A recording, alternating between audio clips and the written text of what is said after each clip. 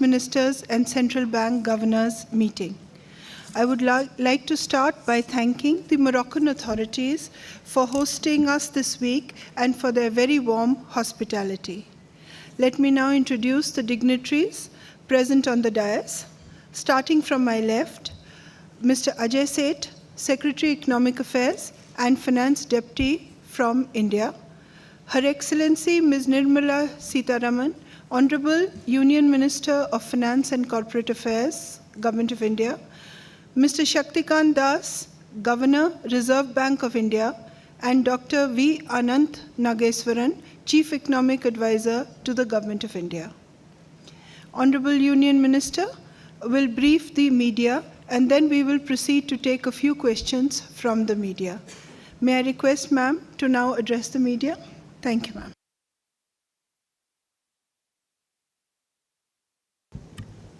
Thank you very much, and good afternoon to all of you.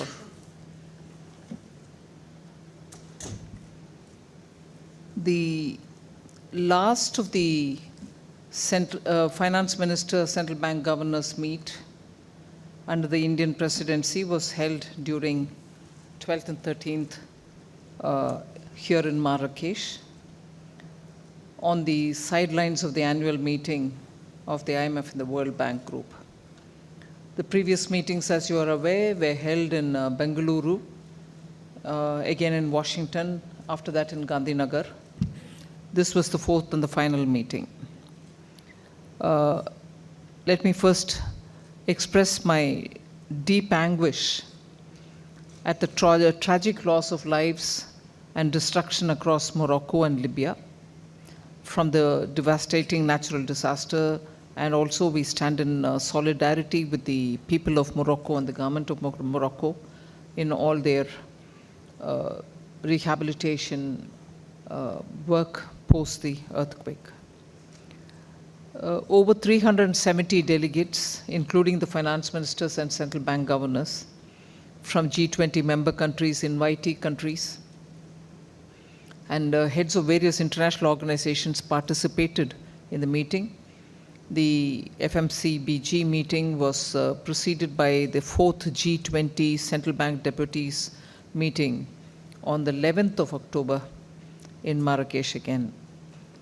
Now, during India's presidency year, the G20, particularly the finance track, saw key achievements in several areas, including strengthening the MDBs to address shared global challenges of the 21st century, advancing financial inclusion and productivity gains through digital public infrastructure, crypto assets agenda, managing global debt vulnerability, and also financing cities of tomorrow. Enhancing tax transparency and capacity building, as well as advancing the work of the two-pillar solution for addressing the tax challenges arising from digitalization of the world economy, mobilizing climate finance and enabling finance for sustainable development goals. So I would put it that these were the agenda points on which there has been exhaustive discussion among the members. And as guided by the G20 leaders in September 2023, the members deliberated on the deliberated and developed a consensus on the remaining outcomes planned under the Indian presidency during this meeting here in Marrakech. The New Delhi leaders' declaration, unanimously agreed by all the G20 leaders in September, was acknowledged as an important moment for multilateralism, achieved through the efforts of the membership. The Indian G20 presidency invited 4 African countries for the G20 summit and had championed for permanent membership of the African Union in the G20. The meeting was organized in 2 sessions covering global economy and strengthening MDBs and crypto assets. I'm talking about the Marrakech one. Global economy, ministers and governors recognize that the global economy has shown resilience to recent shocks. The members reiterated that the need for well-calibrated, monetary, fiscal, and financial, and also structural policies to promote growth, reduce inequalities, and maintain macroeconomic financial stability. On strengthening of MDBs, members discussed the priority of strengthening multilateral development banks to address global challenges of the 21st century, and the report of the G20 Independent Expert Group was also taken up for discussion.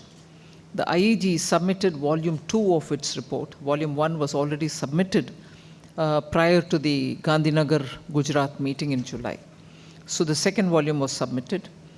A panel discussion of eminent persons working in this area and the G20 ministers were held prior to the G20 ministerial discussion on the subject of strengthening of MDBs to deliberate on the progress made by the G20 on the agenda of strengthening MDBs and to discuss the recommendations as given by the IEG.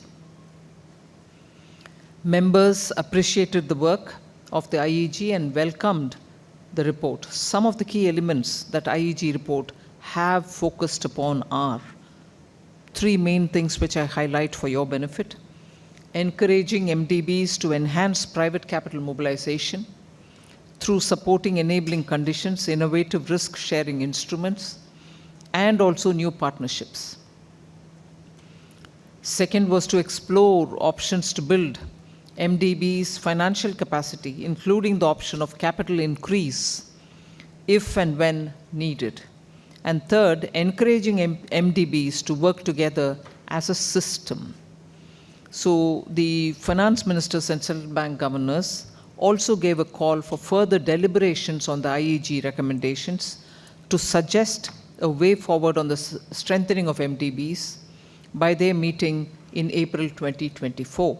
Accordingly, India will work with Brazil under its 2024 presidency to progress towards implementation of the IEG recommendation. The other issue on which I would certainly like to highlight some points are on the global debt vulnerabilities, which was exhaustively discussed in each one of the meetings of the finance ministers and the central bank governors. As India has been voicing the concerns and the needs of the global south, managing the global debt vulnerabilities has remained a key agenda throughout the finance track meetings. The G20 this year has made significant headway on the debt agenda, taking forward Prime Minister's very pertinent observation during the G20 Leaders Summit in New Delhi on the need to address the debt crisis faced by vulnerable countries with sensitivity. These were paraphrased words of Prime Minister Modi in the leaders' meet. Members deliberated on these issues and re-emphasized the importance of addressing debt vulnerabilities in low and middle income countries. Progress was made on country cases during this year. Members appreciated the work of the G20 International Financial Architecture Working Group, particularly on the debt agenda. A new mechanism for discussion on this issue in the form of Global Sovereign Debt Roundtable was started with the first G20 Finance Ministers Central Bank Governors meet under India's presidency earlier this year. The second ministerial meeting of the GSDR was held prior to the fourth G20 FMCBG meetings, and a progress report was also issued by its co-chairs. Advancing financial inclusion is one other topic on which there was considerable interest, and on that, particularly India having successfully demonstrated the success and the potential of the DPI in achieving developmental goals, bringing efficiency gains, and last mile service delivery and smooth governance was of interest to a lot of ministers. Also, the G20 membership appreciated Indian presidency's efforts in pioneering this agenda of the digital public infrastructure and leaving a strong legacy in embedding the DPI concept in the G20 financial inclusion agenda. Ministers and governors welcomed the report on the SME best practices and innovative instruments to overcome common constraints in SME financing. Going forward, the G20 ministers and governors have asked the GPFI, the Global Partnership on Financial Inclusion, to continue its work for advancing financial inclusion in all the three dimensions: access, usage, and quality for individuals and MSMEs through innovative methods during DPI in support of inclusive growth and sustainable development. So the formulated action, which is the action-oriented new G20 FIAP, Financial Inclusion Action Program 2023, under India's G20 presidency will be implemented from 2024 till 2026, with India assuming the co-chairship of the Global Partnership for Financial Inclusion for 3 years, from 24 to 26. So the co-chairship will run parallel to the action plan itself. Digital public infrastructure and related innovations, including DPI approach, focus on vulnerable and underserved individuals and micro, small and medium enterprises, deepened engagement with non-G20 countries, and capacity building, knowledge sharing are among the key features of the new Financial Inclusion Action Plan. Then sustainable finance, I'll just give a few words and then we can take it further when you ask your questions. To achieve the goals of the Paris Agreement and Agenda 2030, we have developed recommendations for mobilizing finance for climate action and sustainable development goals. In addition, we are pleased to introduce an implementation mechanism for G20 Sustainable Finance Technical Assistance Action Plan. The Technical Assistance Action Plan aims at scaling up capacity building efforts in sustainable finance, especially in emerging market and developing economies and SMEs. There are just 3 other points on which I'll briefly highlight the progress. Crypto assets, the New Delhi Leaders Summit, the IMF FSB presented the synthesis paper during the Leaders Summit, integrating macroeconomic and regulatory viewpoints, which was well received by the leaders. Furthermore, the G20 finance ministers and CBG, central bank governors meet, were mandated to discuss the roadmap laid out by the synthesis paper at the 4th FMCBG meeting, that was 2023 now. In Marrakech meeting, that this morning also, members adopted this roadmap as the G20 roadmap on crypto assets. So clearly from the discussion, a big step forward is for this meeting to have adopted the roadmap on crypto assets, G20 roadmap.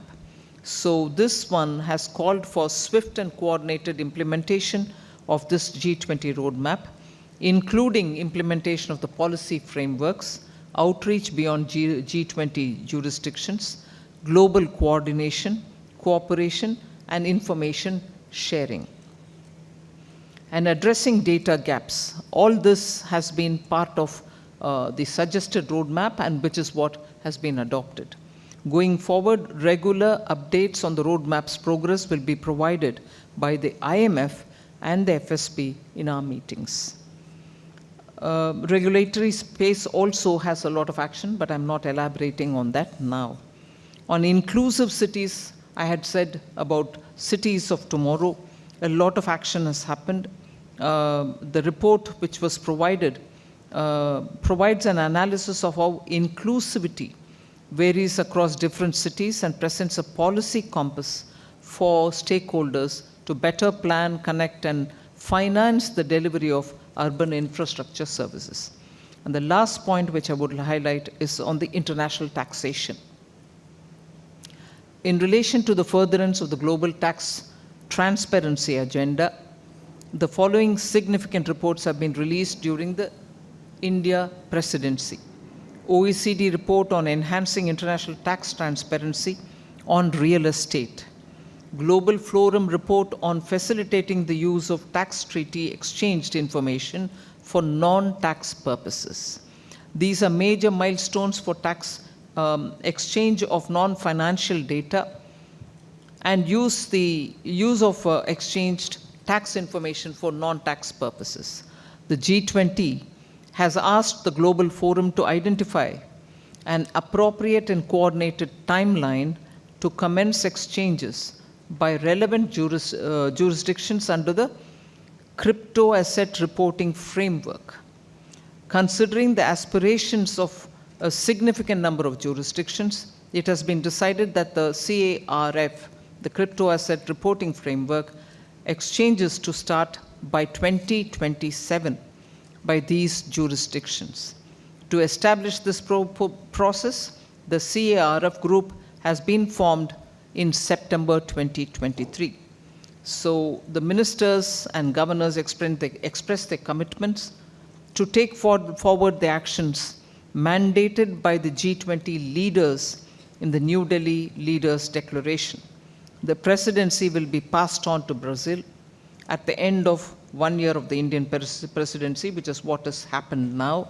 The FMCBG looked forward to continuing work on enhanced global economic cooperation and to enhance it further to achieve strong, sustainable, balanced, and inclusive growth.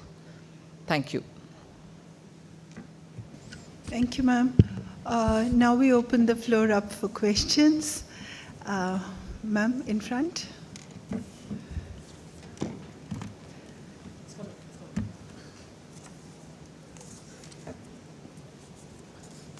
Hello, Andrea Shalal with Reuters. We noticed that the communique does not include any mention of the events and developments in the Middle East in the last few days since the ministers and officials have arrived. Can you explain why there was a decision not to include that? If you can say anything about the discussion behind the scenes on that. It seems that many of your colleagues here have expressed concern that the Israeli-Hamas conflict could lead to economic consequences. It seems rather surprising that you didn't include that. And then I wanted to ask you a separate, unrelated question, which has to do with the credit ratings agencies' discussions with the MDBs. Can you say a little bit more about that and what you hope to get out of that? Thank you.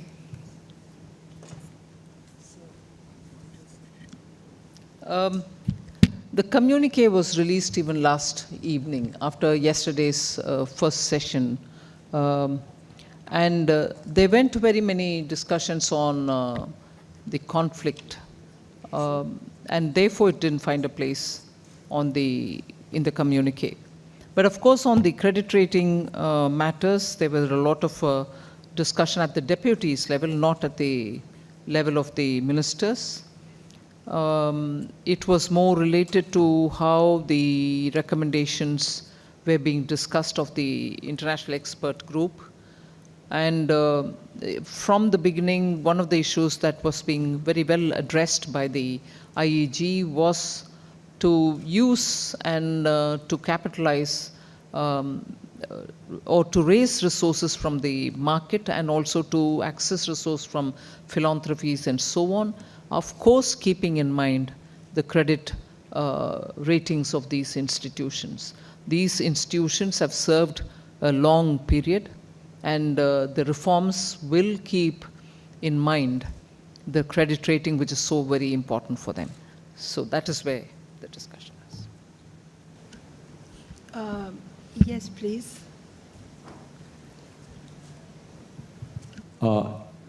You spoke about the need for capitalizing. Sorry, could you please introduce yourself and your paper? From the Times of India. You spoke about the need to capitalize some of the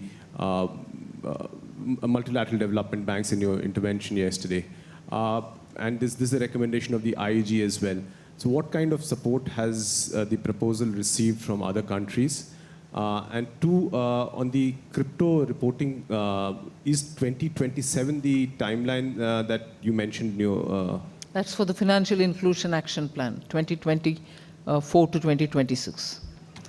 I'm glad to say that the International Experts Group on Reforming Multinational Development Banks has been received overwhelmingly by all the members. The questions which were there in the minds of the members at the very beginning, even before the constituting of the expert group's members, first it was accepted that there would be international expert group, and within the short span within which when we came up with the members, in between there was this question of who would constitute the members, what would it be like, what are the kind of recommendations. So for that short duration between the announcement and the announcement of the group and the announcement of the particular names of people who will be a part of this group, if there were any questions, today none of them exist. All of them have been well answered. Not only have they been answered, the recommendations of the IEG have been received very well, and today we find that many of the,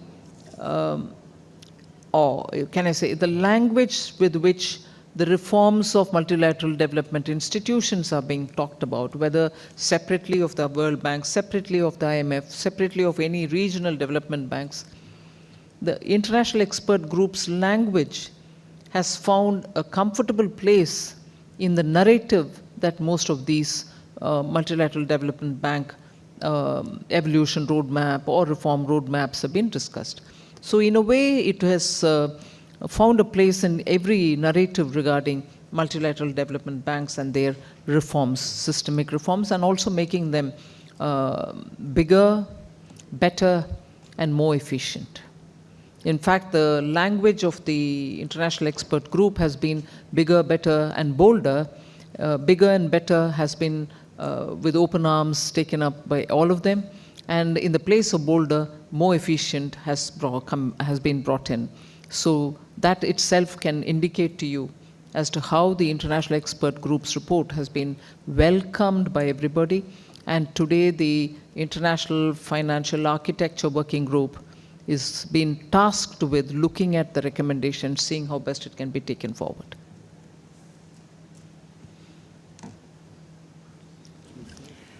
A gentleman at the back, please. Just a minute. Gentleman at the back, please. Thank you. Thank you. This is Zulfiq Farzan from News First, MTV-MBC, Sri Lanka. My question is to the Minister. There is concern over the G20 common framework on debt restructuring. Concerns are growing that the progress is too slow. So for countries like Sri Lanka that are struggling with debt, what kind of measures are in place to ensure expeditious debt restructuring? And also, is there any discussion for a regional bloc to be formed or any sort of consensus on a regional level to address the issues in low-income countries like Sri Lanka and others? Thank you. Couple of things for clarity's sake. Sri Lanka, when it went into the difficulty, I assume, a Sri Lankan. So sorry if I'm saying things to you about your country. Was a middle-income country. COVID and many things else afterwards, it became a low, probably. It's on the verge of becoming a low income. And the crisis which came to Sri Lanka could not be addressed by the common framework because it was a middle-income country. It couldn't qualify to be addressed in the common framework. So it was outside of the common framework. And I think compared to many others, the speed with which Sri Lanka is getting its resolution through the IMF is very good, in fact speedy, compared to many others who are under the common framework. I'm not passing a judgment on the common framework versus others, but in general there is today in IMF and very many other institutions a realization that it has to be speedier. And Sri Lanka's resolution is happening speedier. In fact, if I would want to draw your attention, the very formation of the creditor committee through a sovereign debt roundtable, which the IMF together with the World Bank under the India presidency with us also co-chairing it, addressed the issue of Sri Lankan debt crisis. And today that probably will stand as a template for any other country in the future. So it is moving, I would think, per the formula and speedily. It can be speedier is a different story, but the fact is it is much speedier handled now.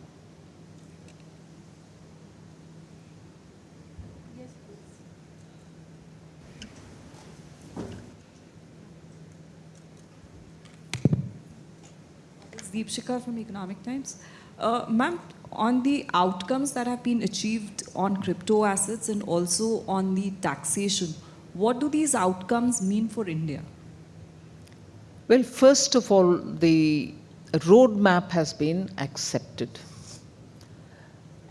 In the next presidency, I specified the specific areas in which this will be working out or finding a form and shape.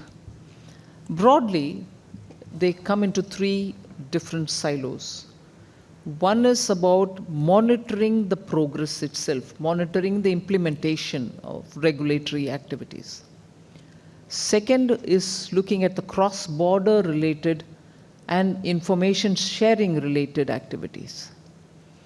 And the third would be looking at how various countries and their, just hold on for a minute.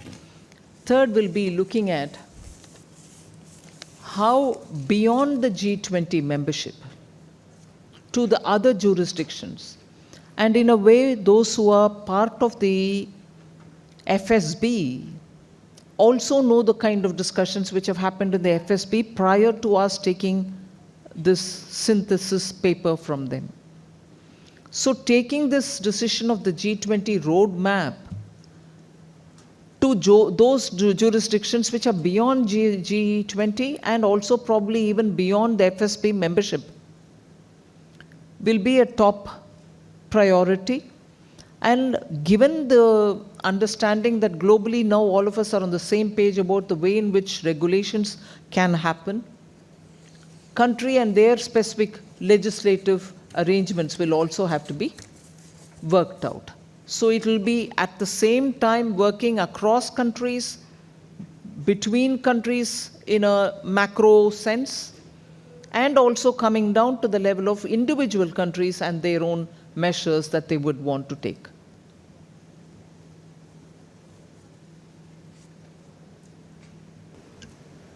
Yes, please.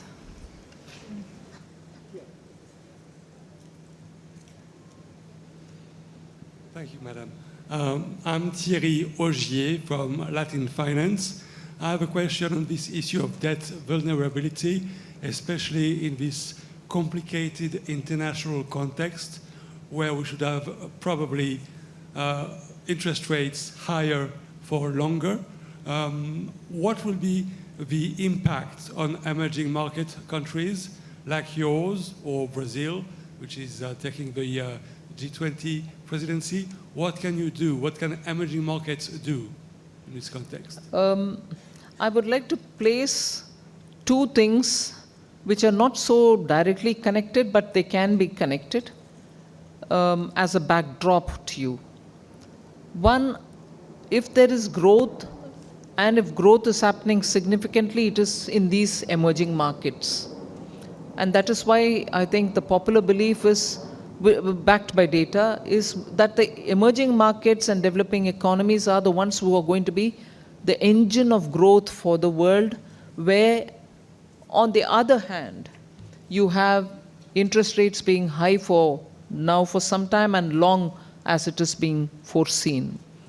Because of that, there can be impact on the investment flows between countries. However, because the sustained growth momentum is seen in the emerging markets, it will not, the investment flows are not going to be influenced only by interest rates remaining high and confine themselves to those locales where it is high.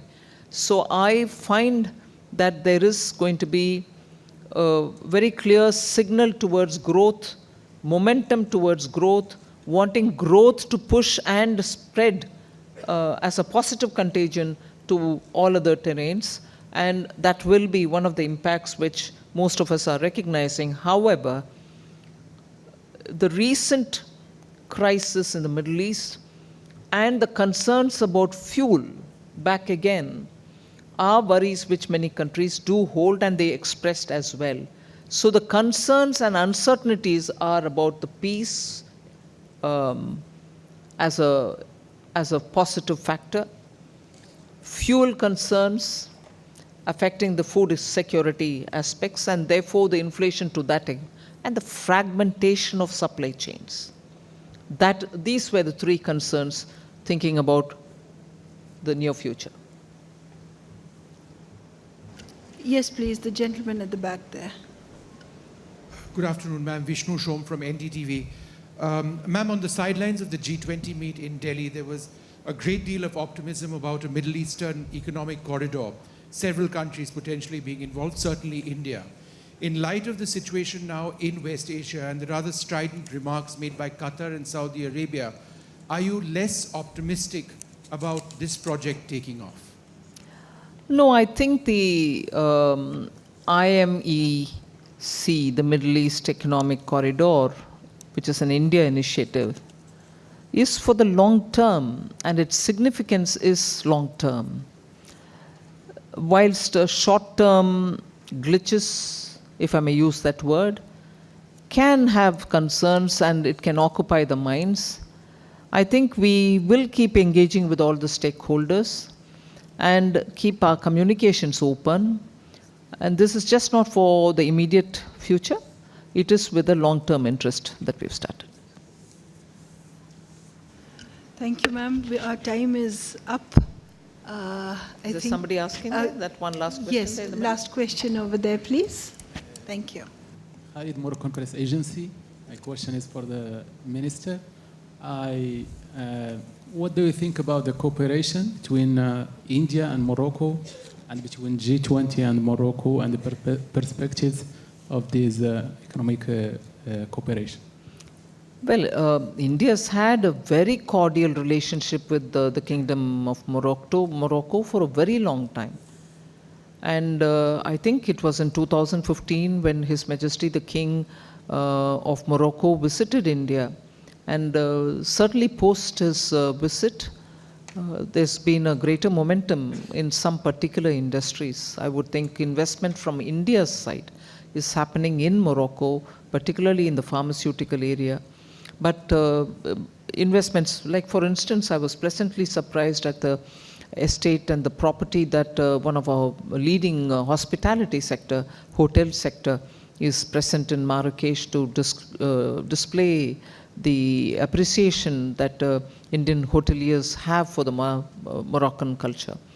But other than this, one major contribution that Morocco makes to the Indian economy, which is a commercial operation, but yet it makes a big difference to us, is you've been the biggest source of phosphoric acid and also phosphate related to the fertilizer sector.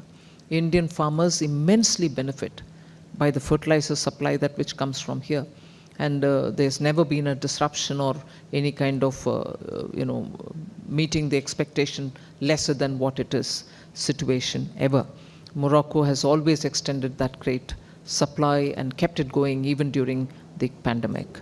So the relationship with Morocco is something which we are very sure about, constantly building to strengthen it, and we wish the relationship builds from strength to strength.